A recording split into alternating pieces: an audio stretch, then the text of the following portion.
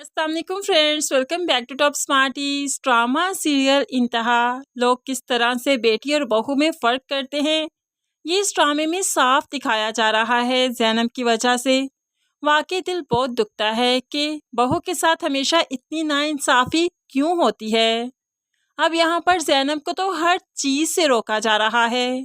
उस बेचारी की भी तो नई नवेली शादी है, उसके हनीमून के बारे में तो किसी ने नहीं सोचा। लेकिन जब बेटी अगले दिन मिलने आई तो माँ ने तोहफे के तौर पर यूरोप की टिकट साथ में थमा दी। जाहिर सी बात है बेटी तो खुशी से पागल हो गई। लेकिन बहू बेचारी ने जब ये सब कुछ देखा तो जाहिर सी बात है वो भी सोच रही है कि मेरी भी तो शादी कल ही हुई है, मुझे तो ऐसी टिकट्स नहीं मिली। ऐसे में अस्मा बेगम खुद ही मौका दे रही है नौशीन को कि वो उसकी बहू को भड़काए और इनके घर में आग लगाए। तो फिर भला नौशीन का क्या ही कसूर, अस्मा बेगम तो खुद ही सब कुछ करती जा रही है। अब यहाँ पर जाहिर सी बात है अनम को बहुत गिले बहुत शिकवे हैं, और रही सही कसर ये हमारी नौशीन पूरी कर देती है। जाहिर सी बात है नौशीन तो ये सब कुछ करेगी ही, वो तो मौके की तलाश में है।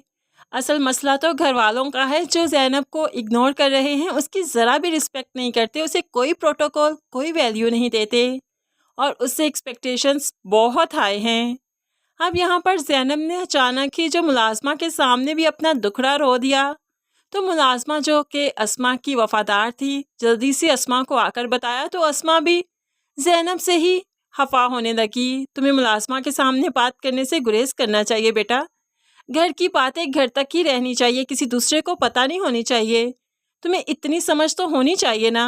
अब तो ज़ैनब भी भड़क उठी, क्या सारी समझे मुझ में ही होनी चाहिए, क्या हर बात का ख्याल मुझे ही रखना चाहिए। यहाँ पर सभी मेरे साथ क्या कुछ कर रहे हैं आपको तो अंदाज़ा भी नहीं कैसे होगा, क्योंकि आप भी तो मेरे साथ ज्यादतियाँ कर रही हैं। अब अस्मा तो हैरान कि बेटा क्या ज्यादती हो गई।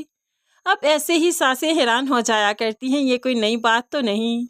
तो यहाँ पर नवीद भी कौन सा ज़ैनब के चौंचले उठा रहा है, वो भी तो काफ़ी इग्नोर करता है और बातें ही सुनाता है। दूसरी तरफ अरूसा के घर में भी फरहान अपनी माँ के साथ आ गया और अब तो इसकी मंगनी खतरे में पड़ गई। वैसे ये टूट भी जाए तो क्या ही बात है।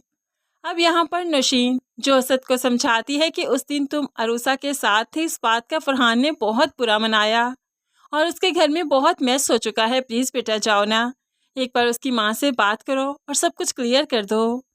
नौशीन तो यही चाहती है कि वहाँ पर जाए, हंगामा हो, अरूसा की मंगनी टूटे और फिर अब ऐसा ही होगा। असद ने ना आओ देखा ना ताओ, वो तो अरूसा के घर निकल पड़ा।